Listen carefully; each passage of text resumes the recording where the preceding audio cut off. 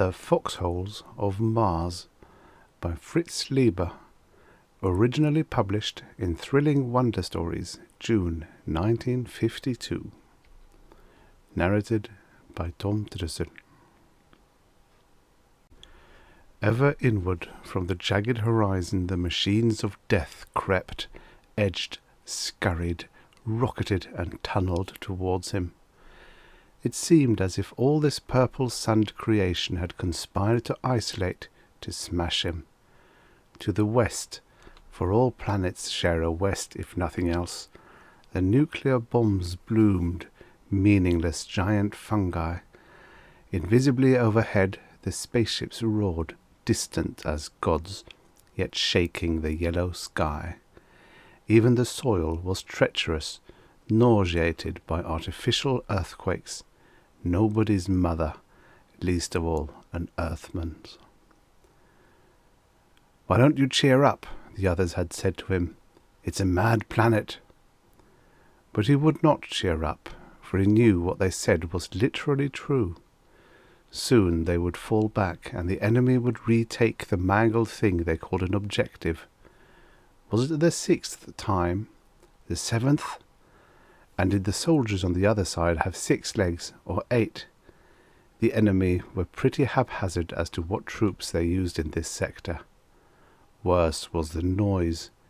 Meaningless mechanical screeches tore at his skull, until thoughts rattled around in it like dry seeds in a dry pod. He started to lift his hands to his ears, then checked the gesture, convulsed with soundless laughter and tearless weeping, bitter memories and searing hatred.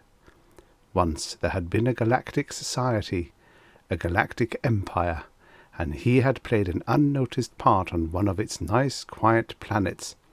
But now? Galactic empire? Galactic horse dung. Perhaps he had always hated his fellow men as much as he did now. But in the pre-war days his hatred had been closely bound and meticulously repressed. It was still bound, tighter than ever, but it was no longer repressed. The deadly engine he tended, silent for a moment, began again to chatter to those of the enemy. Its voice was nearly drowned by their booming ones, like a spiteful child in a crush of complacent adults. It turned out they had been covering a withdrawal of Martian sappers, and must now escape as best they might. They began to retreat. The officer running beside him fell. He hesitated. The officer cursed a new useless joint that had appeared in his leg. All the others, including the black-shelled Martians, were ahead. He glanced around, fearfully, tormentedly, as if he were about to commit a hideous crime. Then he lifted the officer and staggered on, reeling like a top at the end of its spin. He was still grinning in a spasmic way when they reached the security of lesser danger. Even when the officer thanked him with curt sincerity, he couldn't stop grinning. Nevertheless, they gave him the Order of Planetary Merit for that. He stared at the watery soup and meat shreds in his mess tin. The cellar was cool, and its seats, though built for creatures with 4 legs and 2 arms, were comfortable. The purple daylight was pleasantly muted. The noise had gone a little way off, playing cat and mouse. He was alone. Of course, life had never had any meaning, except for the chillingly sardonic one perceptible to the demons in the nuclear bombs and the silver giants in space who pushed the buttons. And he had no stomach to aspire to that. They'd had 10,000 years to fix things, those giants, and still all they could tell you was to go dig yourself a hole. In the old days, the possibility of relaxation and petty self-indulgence against the magnificent sham background of galactic empire had permitted him to pretend life had a meaning. Yet, at a time like this, when such an illusion was needful, it ran out on you, jeered at you along with the lesser lies it had nurtured. A 3-legged creature skipped out of the shadows, halted at a distance, and subtly intimated it would like food. At first he thought it must be some Rigelian tripedal, but then he saw it was an earth cat lacking a leg. Its movements were grotesque but efficient, and not without a certain gracefulness. How it could have got to this planet, he found it hard to imagine. But you don't worry about that, or even about other cats. 3 legs, he thought bitterly. You hunt alone. You mate with your own kind when you can, but then only because it's most agreeable.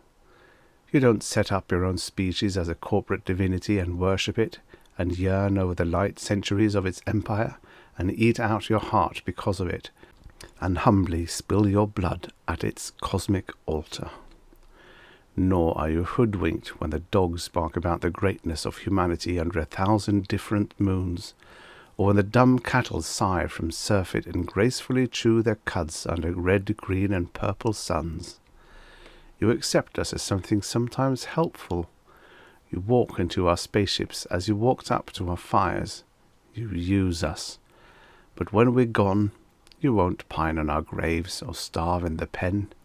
You'll manage, or try to. The cat mewed. He tossed it a bit of meat which it caught in his teeth, shifting about cleverly on the 2 good hind legs. As he watched it daintily nibble, though scrawny with famine, he suddenly saw Kenneth's face, just as he had last seen it on Alpha Centauri Duo. It seemed very real, projected against the maroon darkness towards the other end of the cellar.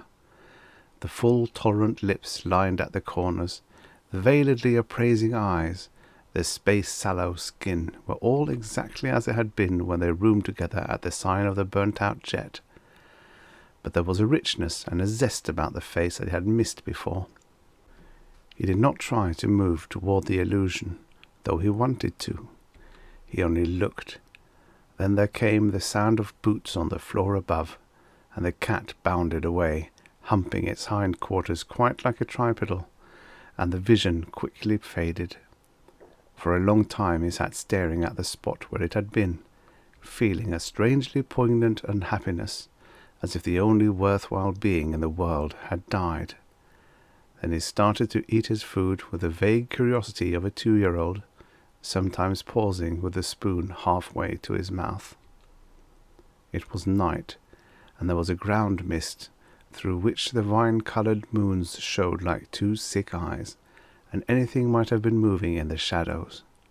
He squinted and peered over the rim of the trench, but it was hard to make out the nature of any object. The landscape was so torn and distorted. 3 men came out of the place of underground concealment to the left, joking together in hushed, hollow voices. One whom he knew well, a stocky soldier with big eyes and smirking lips and reddish stubble on his chin, greeted him with a friendly jibe about easy jobs. Then they wormed their way up and over, and started to crawl toward where enemy scouts, 6 legs or 8, were supposed to lie. He lost sight of them very quickly. He held his weapon ready, watching for the sight of the enemy. Why did he hate the soldiers of the enemy so little? No more than a Martian hunting sand dragons hate sand dragons. His relationship with them was limited, almost abstract. How could he hate something so different from himself in form? He could only marvel that it too had intelligence.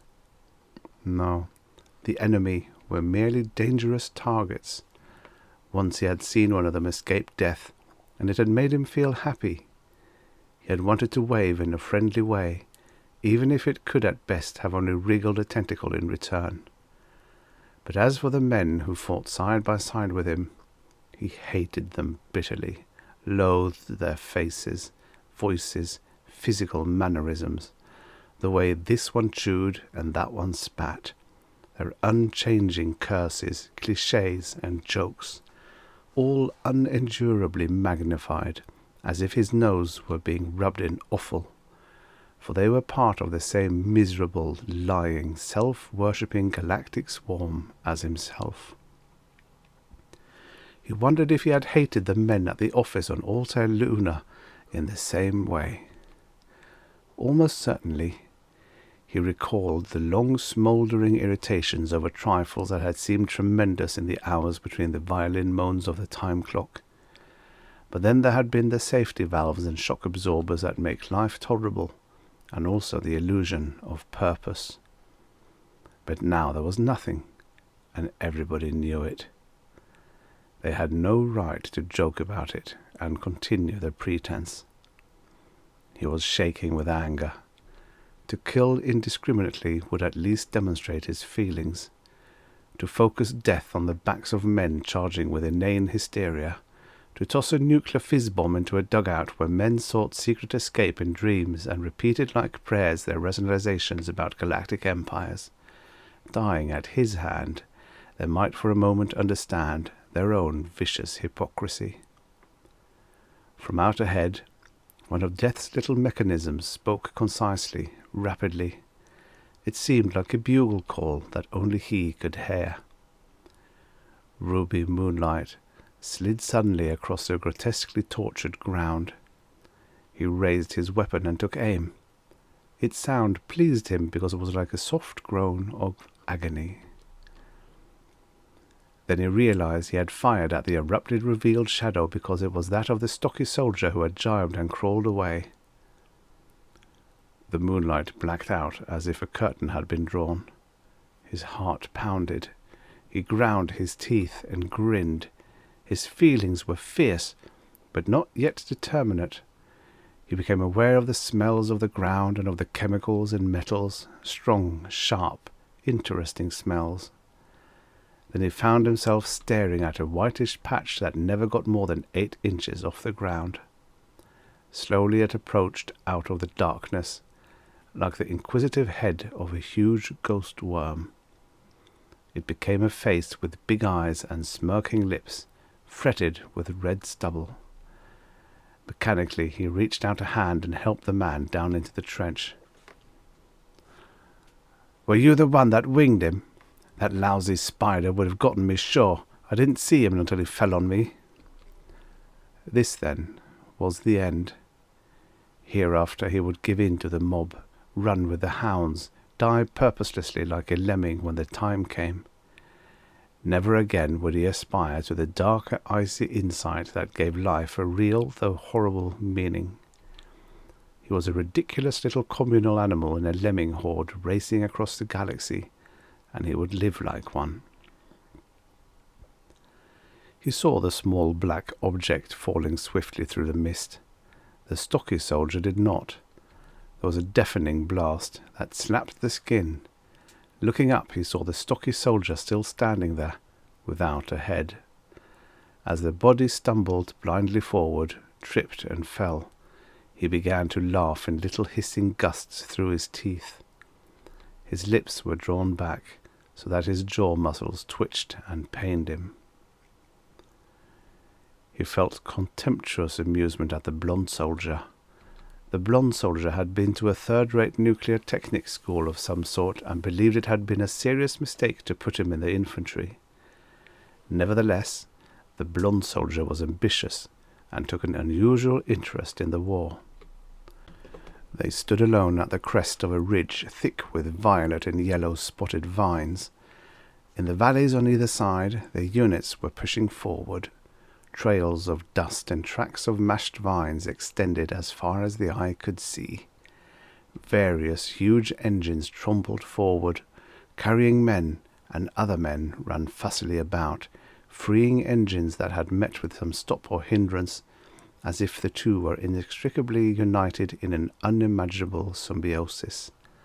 Small machines, bearing messengers, went swiftly to and fro, like centaurs, a superior type of individual. Other machines spied watchfully overhead. It was like some vast, clumsy monster feeling its way, cautiously putting out pseudopods or horns like a snail's, withdrawing them puzzledly when they touched anything hurtful or strange, but always gathering itself for a new effort. It did not flow, but humped and hedged and scuttled, like an army of Rigelian roaches, or the driver ants of Earth that were so like miniature Martians, with their black-weaponed soldiers, foragers, scouts, butchers, pack-carriers. And they were truly neither more nor less than ants. He was no more than an epidermal cell in a monster that was duelling with another monster, very careful of its inner organs, but careless about its epidermis. There was something comfortingly abstract and impersonal about the idea of being united in such a way with many other men, not because of any shared purpose, but merely because they belonged to the same monster, a monster so large that it could readily do duty for fate and necessity, the fellowship of protoplasm. The blond soldier murmured 2 or 3 words, and for a moment he thought the whole army had spoken to him. Then he understood and made the necessary adjustment in the instrument they were setting up. But those 2 or 3 words had plunged him with breathtaking abruptness into the worst sort of inner misery. What was abstract had become personal, and that was bad. To conceive a monster made of men was one thing. To feel the insensate, inescapable prod of a neighbouring cell and realize the stifling, closed-packed pressure of the whole was another. He lifted his hand to a collar. The very air seemed to convey to his skin the shoving and jostling of distant invisible individuals, the nudge of the galactic horde. They were at the end of the crest now, atop a little hillock, and he stared ahead to where the unknown objectives lay and where the air was clearer. He felt as if he were suffocating. His new mood had come as utterly without warning as most of his moods now came, gushing up explosively from some wild, alien, ever-expanding dimension within him. Then, in the broad expanse of fantastically clouded sky ahead of him, he saw his friends' faces again, orderly and side by side, but gigantic, like a pantheon of demigods, just as he had in the cellar and several times since, only now all together. The only faces that meant anything in the cosmos. Black George with a wide grin that looked but was not stupid. Hollow-cheeked Lauren peering up with shy canniness, about to argue. Dark Helen with her proud, subtle lips. Sallow Kenneth again, with his veiledly appraising eyes, and Albert and Maurice and Kate, and others whose features were blurred, heart-breakingly suggesting friends forgot, all transfigured and glowing with warmth and light, as meaningful as symbols, yet holding each within itself the quintessence of individuality. He stood stock-still, beginning to tremble, feeling great guilt. How had he neglected and deserted them? His friends, the only ones deserving his loyalty, the only island for him in the cosmos-choking sea of humanity, the only ones with worth and meaning, compared to which race and creed and humanity were without significance. It was as self-evident and undeniable as a premise in mathematics. Heretofore he had seen only the masks of reality, the reflections, the counter-shadows. Now at a bound he stood beside the gods in darkness who pulled the wires. The vision faded, became part of his mind. He turned, and it was as if he saw the blond soldier for the first time. How had he ever believed that he and the other soldier might have anything in common? The gulf between them was far greater than if they had belonged to different species. Why had he ever given 2 thoughts to such a silly, squinty-eyed, bustling little organism? He never would again. It was all very clear. "We'll get them this time," the other soldier said with conviction. "We've got the stuff now. We'll show the bugs. Come on." It was wonderful, hysterical, insufferable. Yesterday spiders, today bugs, tomorrow worms. The other soldier really believed it was important and noble. He could still pretend there was that kind of meaning and purpose to that sort of slaughter. "Come on, get the beta cycling," said the other soldier impatiently, nudging him. It was all very clear, and it would never lose that clarity. By one action he would cut himself off from the galactic pack and cleave forever to the faces in the sky. "Come on," ordered the other soldier, jerking at him. He unsheathed his weapon, touched a button. Silently a dull black spot, not a hole, appeared in the back of the blond soldier's head. He hid the body, walked down the other side of the hill, and attached himself to another unit. By morning they were retreating again, the monster badly hurt and automatically resisting disillusion. He was an officer now.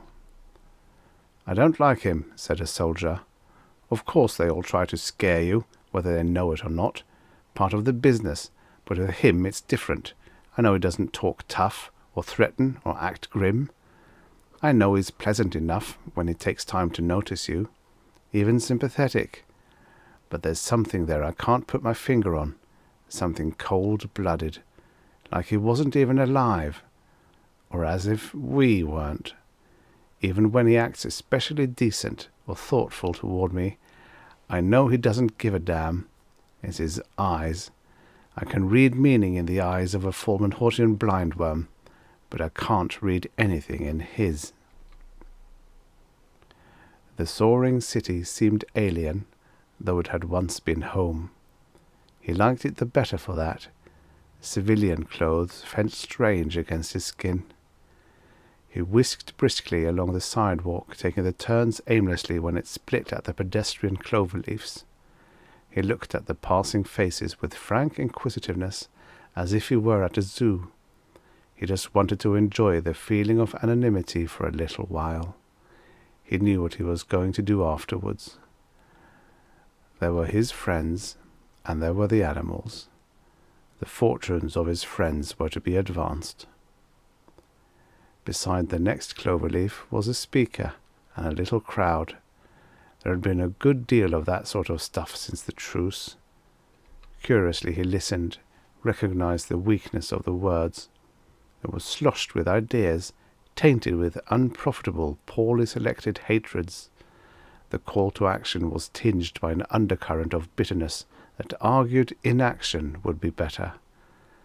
They were civilized words, and therefore useless to one who wanted to become an animal trainer on a galactic scale. What a zoo he'd have some day, and every single beast in it advertised as intelligence. Other words and phrases began to ooze up into his mind. "Thinkers! Listen to me! Cheated of what you deserve! Misled by misled men! The galactic runaround! This engineered truce! The creatures who use the war to consolidate their power! The cosmic declaration of servitude! Life to lose! Liberty to obey! And as for the pursuit of happiness, happiness is a light millennium ahead of all of us. Our universal rights, free Martia, terror for all, revenge." These unspoken words, he felt, were the harbingers of leadership. Alexander had done it, Hitler had done it, Smith had done it, Rivlath had done it, the Neuron had done it, the Great Centaur had done it. All murderers, for only murderers won. He saw the brilliant light years of his future ahead, endlessly. He saw no details, but it was all of the same imperial colour. Never again would he hesitate. Each moment would decide something. Each of his future actions would drop like a grain of sand from an ancient hourglass, inevitable as time. Profound excitement seized him. The scene around him grew and grew until he seemed at the centre of a vast, ominous, spellbound crowd that filled the galaxy. The faces of his friends were close, eager and confident, and from a great distance, as if from beyond the stars, he seemed to see his own face staring back at him, pale, skull-eyed, and insatiably hungry.